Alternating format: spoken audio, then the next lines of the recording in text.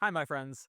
I don't want to waste anyone's time with some overblown introduction. Let's just get straight to it because I think you'll find a lot of value here if you are serious about landing and keeping high ticket AI automation clients. I'm talking about monthly retainers that can go for 4 and 5 figures consistently. And if that sounds impossible, or if you're at least curious about how any normal human could make this happen, give me your full attention for just the next few minutes. I'm going to walk you through exactly how I structure my entire approach to high ticket AI automation work from the initial call with the prospect all the way down through closing an actual deal. The core idea is this. When you figure out how to connect your solution directly to the ROI that your client is looking for, like saving them insane amounts of time or cutting down their overhead or helping them generate significantly more revenue, the selling part becomes almost effortless. Your clients will see the potential you're pitching them, realize that they can't ignore it, and effectively sell themselves on working with you. But that doesn't happen just with some magic or on good vibes alone. It's all about how you design, steer, and deliver on those early conversations. So let's dive in.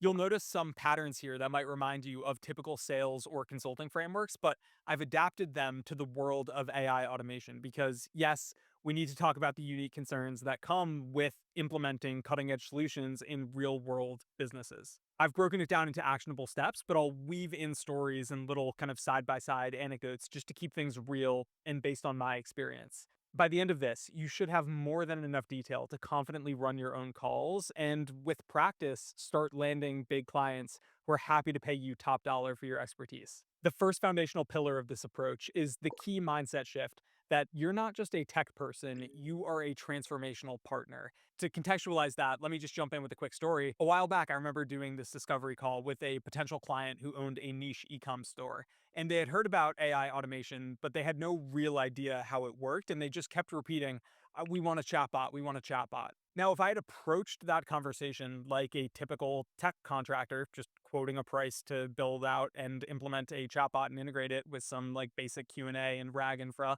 I would have missed a massive opportunity. Instead, I treated myself like a strategic partner in their business. I imagined that I was an owner and operator of their shop. I asked about their bigger picture sales funnels and their profit margins and the amount of time that they were losing on customer support and all of the different verticals that comprised their business. And it turns out that the real gold was actually in automating their back end fulfillment and shipping notifications. That's where they were losing money. That was the growth constraint that was actually holding them back. It was these unhappy customers that were complaining and leaving negative reviews and refunding on late shipments. And on the other side of that, they were wasting so many staff hours. So by stepping into the shoes of the CEO, just for the purpose of ideating around their business in this kind of holistic way, I was able to pitch a solution that incorporated AI driven workflows and automations. And I ended up charging far more than I initially would have thought possible. And the lesson here is just don't look to sell a one off tool. And beyond that, sometimes the client doesn't actually know what it is that they're looking for because they don't have a working conception of tech. So, with that, what we want to be doing is selling the transformation that the tools we're building ultimately provide. People will happily pay for transformations that significantly increase their bottom line or drastically reduce their operational headaches. And once you adopt this mindset, your approach to prospecting just changes entirely. Now, the second key concept of this approach is preparing for the call. Don't just wing it. I get it that sometimes you just want to hop on a Zoom and say, hey, let's chat about your needs. And then you just expect to figure it out on the fly.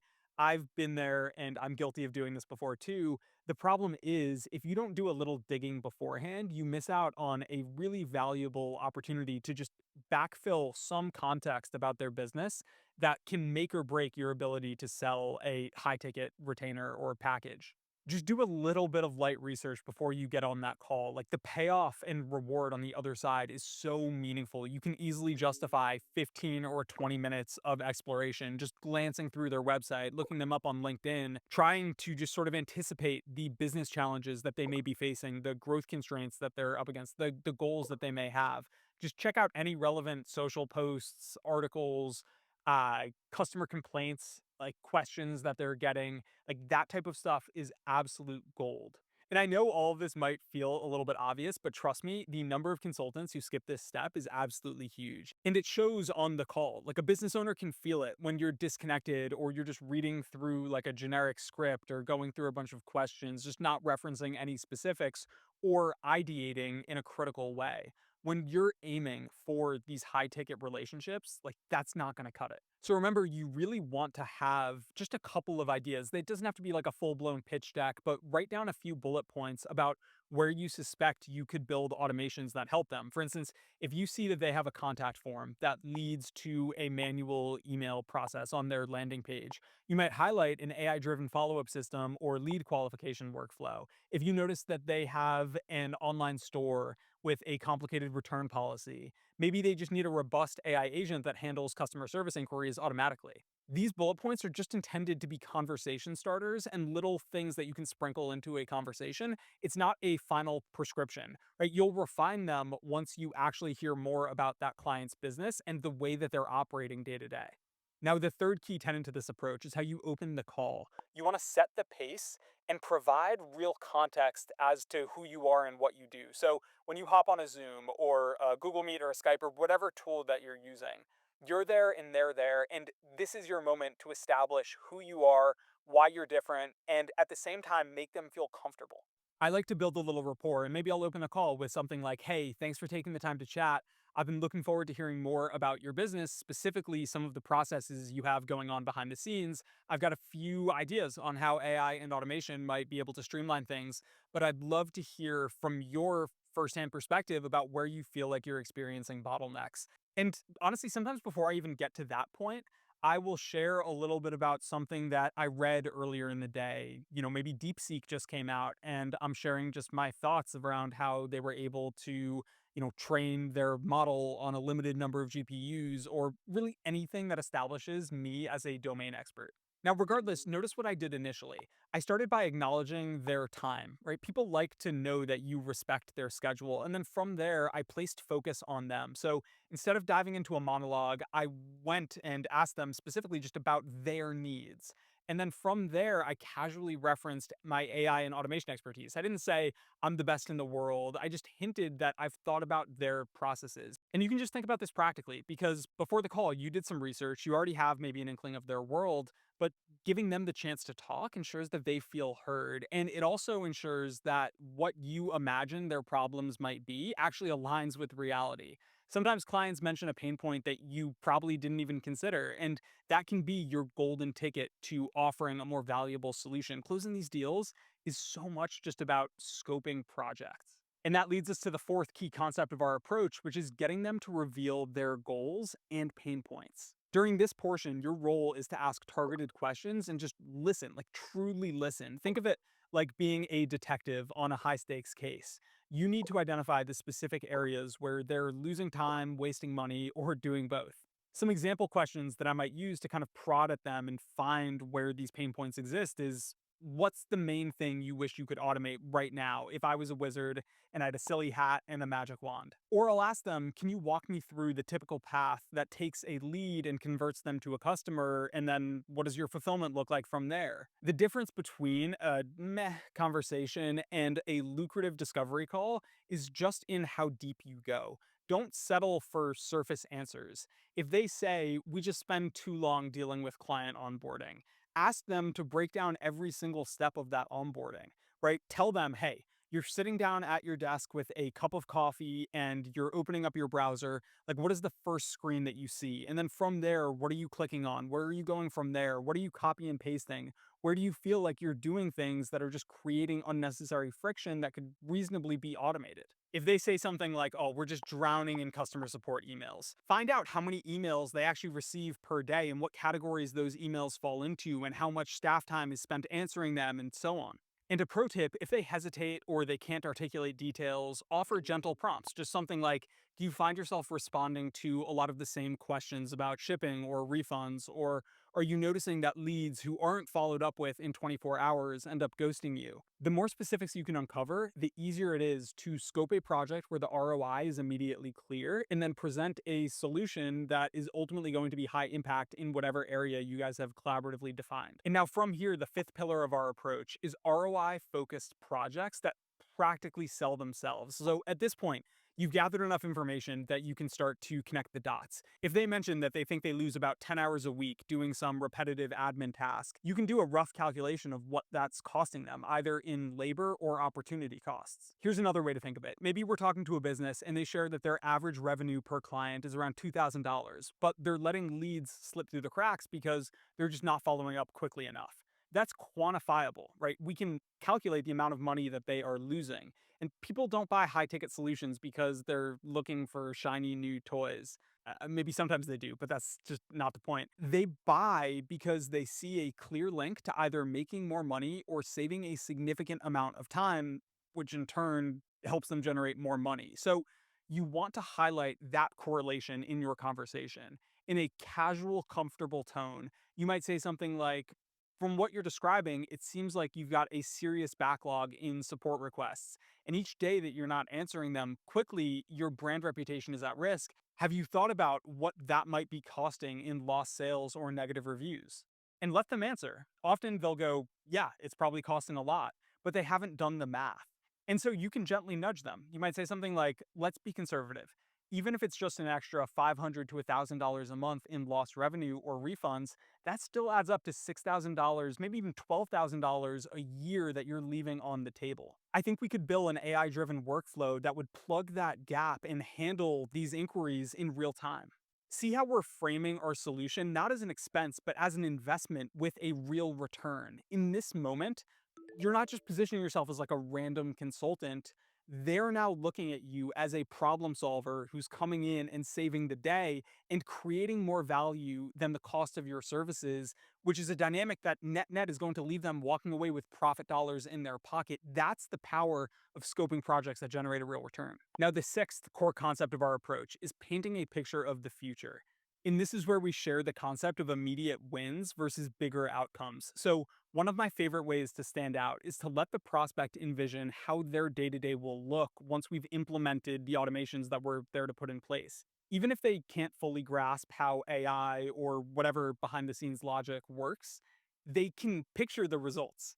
And so, what I like to do is just generate quick wins early. Everyone loves immediate gratification, right?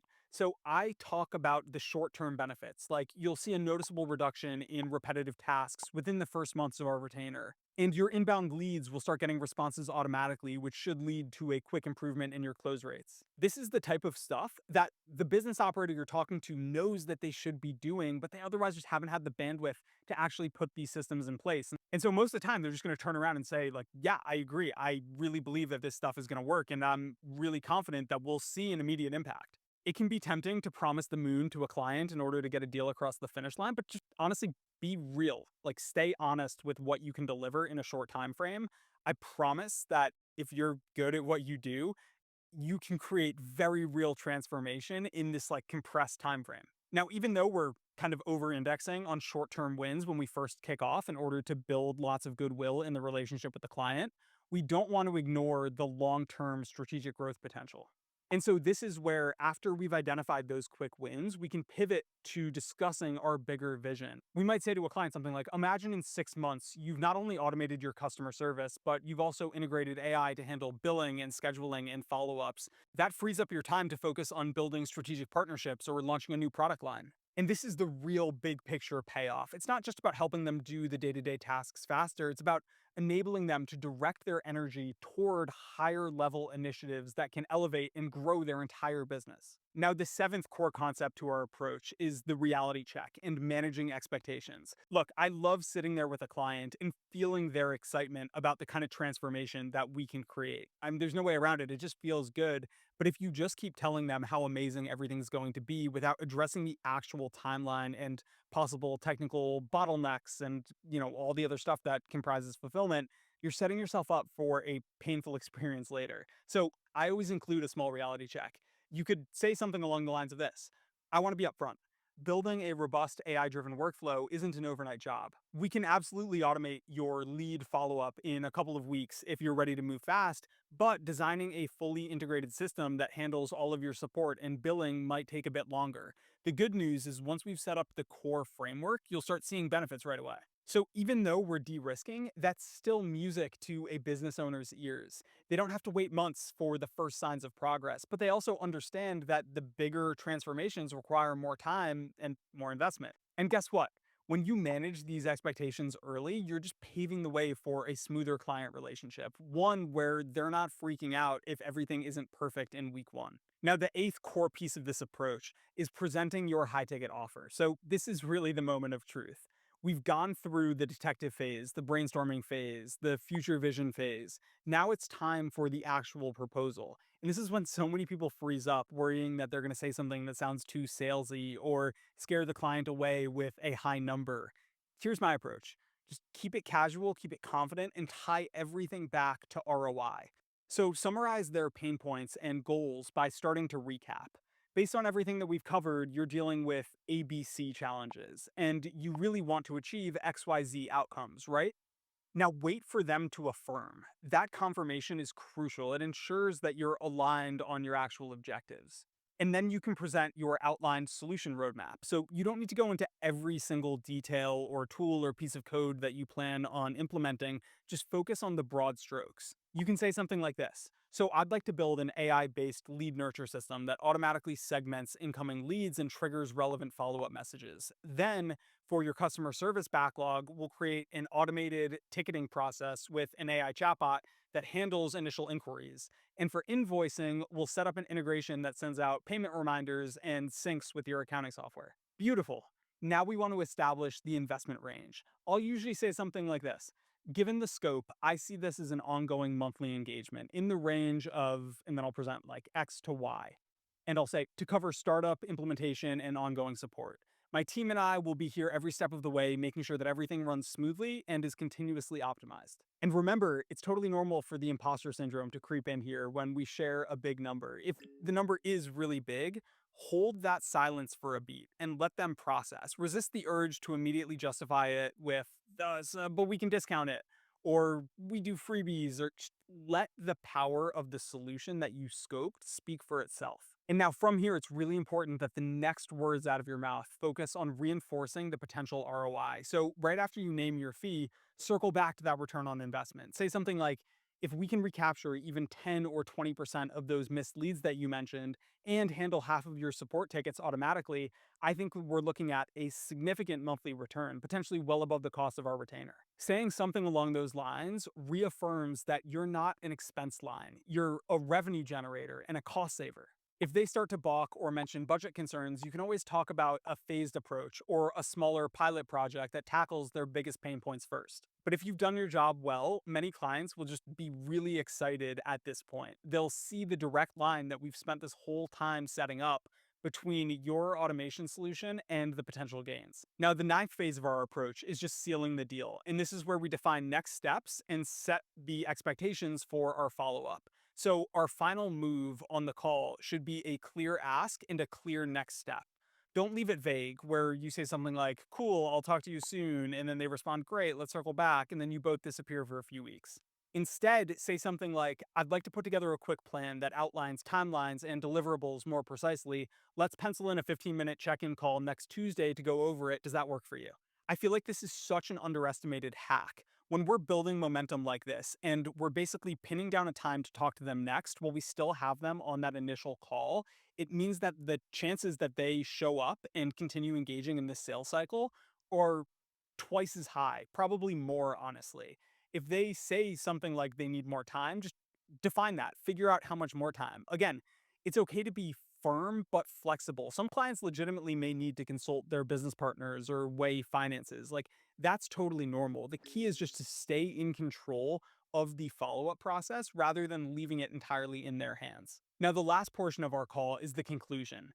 Okay, ultimately, I wanted to share all of this with you guys because my own journey has been filled with lots of trial and error. I've definitely made some mistakes, especially early on, like undercharging or lacking a structured process or forgetting to connect my automations and scope of works to real ROI.